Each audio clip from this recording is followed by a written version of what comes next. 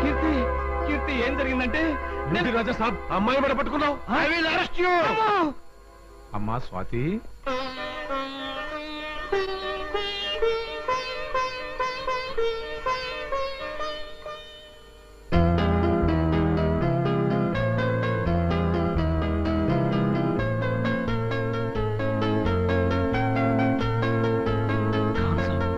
మీరు చెప్పేది నిజమా? అవును సాబ్, జరిగిందంతా నాకు స్వాతిబాయన కీర్తిబాయన చెప్పారు. అసలు నిన్ను ఈ పెళ్లికి తీసుకురమ్మన్నది కీర్తిబాయనే. తప్పుదారిని నడుస్తున్న నీకు బుద్ధి చెప్పడానికి వీళ్ళిద్దరూ కలిసి నాటకం ఆడారు సార్. పెళ్లికి ముందే సినిమాలకి షికార్లకి తిరిగి అబార్షన్ చేయించుకున్న ఈ నీతి మాలిన దాన్ని నేను కోడలుగా చేసుకోవటమా? వీల్లేదు, ఈ పెళ్లి జరగదు. తొందరపడకండి. మీరు అనుకున్నట్టుగా స్వాతి రాజాగారి భార్య కాదు. రాజాగారి భార్య నేను. అసలు ఏం జరిగిందంటే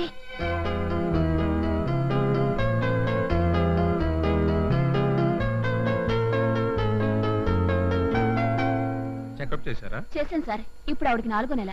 పైగా ఆవిడకి అబార్షన్ చేయించుకోవడం ఇష్టం లేనట్టుంది. అయితే ఆ రాజా అతని భార్యకు తెలియకుండానే ఆవిడకి అబార్షన్ చేయించదలిచాడనమాట. సరే, మీరు ఆవిడ అడిగినట్లుగానే ఆవిడకి కావాల్సిన మందులు రాసివ్వండి. మీ ఆయన ఏమీ చెప్పకుండా నన్ను సడన్ గా హాస్పిటల్కి తీసుకెళ్లి అబార్షన్ అంటే నాకేం చేయాలో అర్థం కాలేదే. డాక్టర్ మాట విని నేను ఆయన నిజంగానే అపార్థం చేసుకున్నాను. ఏదేమైనా ఆ టైంకి నేను అనుకోకుండా వచ్చాను కాబట్టి ఆ గండం గట్టెక్కిపోయింది. ఇప్పుడు ఏం చేయాలో చెప్పు. చేయడానికే ఉంది. డబుల్ గేమ్ ఆడలేక మీ ఆయన చేతులెత్తేసినట్టే. అంటే మనం ఆడి నాటకం సక్సెస్. చాలా చాలేవమ్మా. జీవితంలో నాటకాలు ఆడిన దాన్ని కోడలుగా చేసుకుంటే రేపు పొద్దున పెళ్లి అయ్యాక కూడా మరొకరితో నాటకాలు ఆడదాని గ్యారెంటీ ఏమిటి? ఈ పెళ్లికి నేను ఎంత మాత్రం అంగీకరించను. పీటల మీద పెళ్లి ఆపించి నా కూతురు బతుకు నాశనం చేయటం నీకు భావ్యం కాదు. ఏమిటయ్యా భావ్యం కాదు? నీకు బాగా డబ్బు లేకపోయినా కాస్త పరువు అయినా ఏడ్చింది అనుకున్నాను. ఆ పరువు కూడా ఆడనప్పుడు నీతో నే సంబంధం కలుపుకోవడం ఏమిటి? రండి సార్. వదలవమ్మా.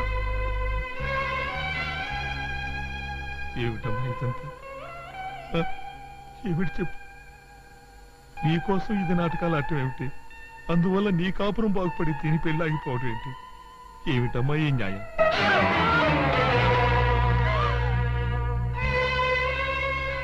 మీరేం బాధపడకండి. ఆ చలపతిరావు కాళ్ళు విరగ్గొట్టైనా సరే ఈ పెళ్లి నేను జరిపిస్తాను. ఆగండి. అలా చేయడం వల్ల దీని పెళ్లి జరగదు. జరగకపోతే వారం రోజులు తిరగకుండా ఇంతకంటే మంచి సంబంధం తీసుకొచ్చి పెళ్లి చేస్తాను. జరిగింది తెలిసాక వాళ్ళు మాత్రం చేసుకుంటారా?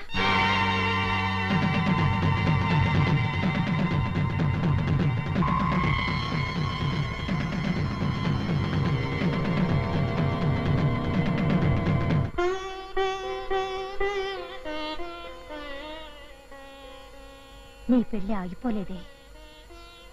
ఈ ముహూర్తానికే జరుగుతుంది. నిన్ను పెళ్లి చేసుకోబోయేది కూడా మరెవరో కాదు, మా ఆయనే.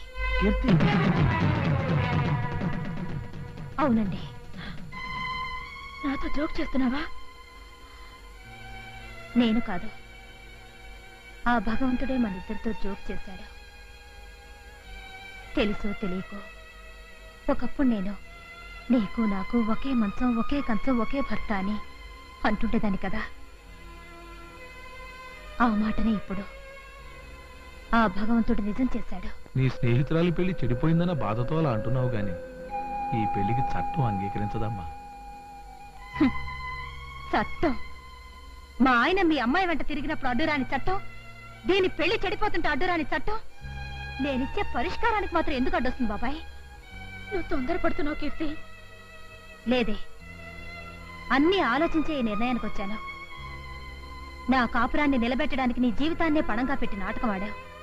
అలాంటిది ఇప్పుడు నీ జీవితాన్ని సరిదిద్దాల్సిన బాధ్యత నాది కాదా? నువ్వు చెప్పింది నిజమే కావచ్చు, కానీ దానికి ఇదే మార్గం. చూడండి, మీరు మరో స్త్రీని పెళ్లి చేసుకుంటే బాధపడాల్సింది నేను. అలాంటి నేనే ఈ నిర్ణయం తీసుకున్నప్పుడు మీకు అభ్యంతరమే ఉంది?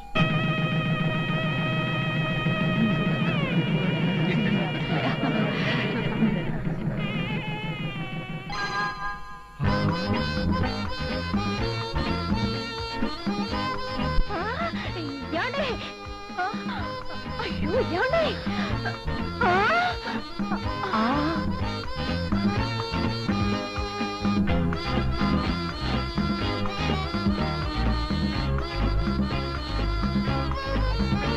చెప్పక తప్పదంటావా?